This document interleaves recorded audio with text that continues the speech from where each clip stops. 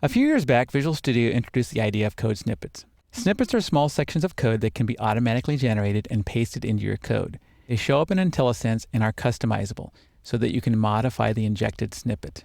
Let me show you how to use a C# snippet. I am inside Visual Studio and I've opened this solution called Using Code Snippets. I have two projects in here, a C# project and a VB project. I'll start by opening this program.cs file, and then I'll add my first snippet. I'll start by typing in the word if.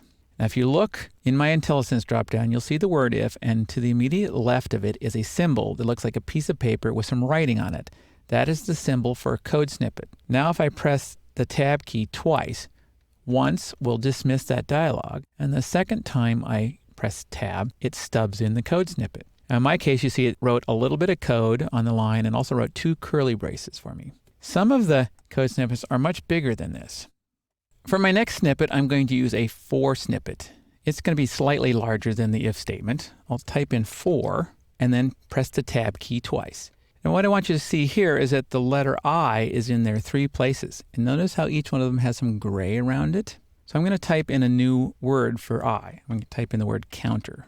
Now when I press the Tab key, it's going to move me to the next area, which is length. Also notice what happened to those I's. They turned into the word counter. So they're linked together.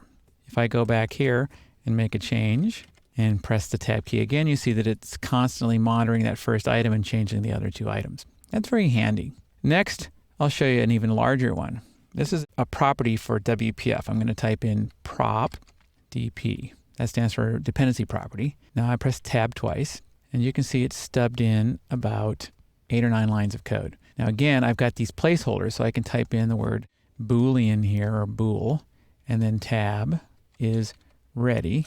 And you'll see that everywhere where it says my property now, when I press the Tab key now, those change to say is ready property. This property down here is changed to be Boolean to match what I typed in up here. So did this one. Now those clever people over in the Visual Basic team, they are working really hard to simplify code entry. They've created about 200 snippets, which is more than the C# team did. So I'm going to switch over to this module1.vb file and show you how to add a snippet here. The trigger in Visual Basic is to type the question mark and then the Tab key.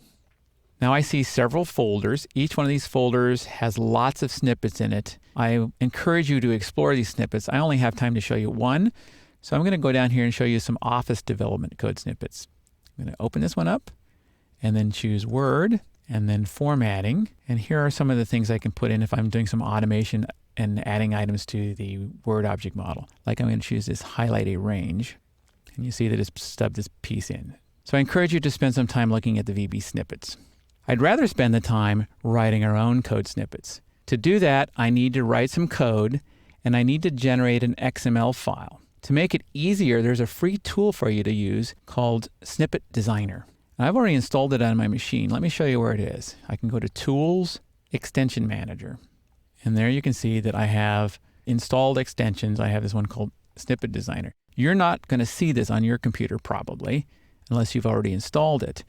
On your machine, you're going to want to click on the Online Gallery, which takes you out to a Microsoft website and shows you all of the available extensions.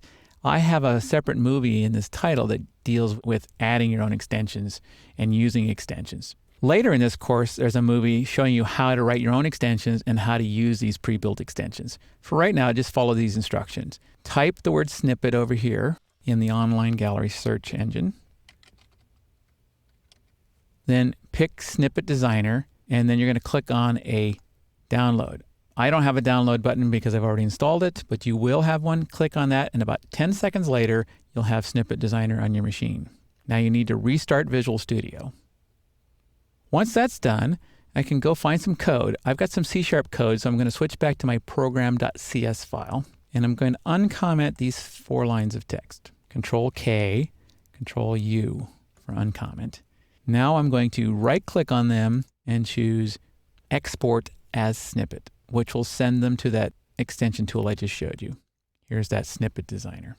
Now what I want to have happen when you enter this snippet is I want you to be able to type in a new value here and have it replace it on line 2 and on line 3 and on line 5. So what I do is I right-click on this and say Make Replacement. That puts a token in there called My List, and that tells the snippet engine to use that replaceable syntax. So now I'm ready. I'm going to close this. It says, would you like to save the changes? I'm going to say yes.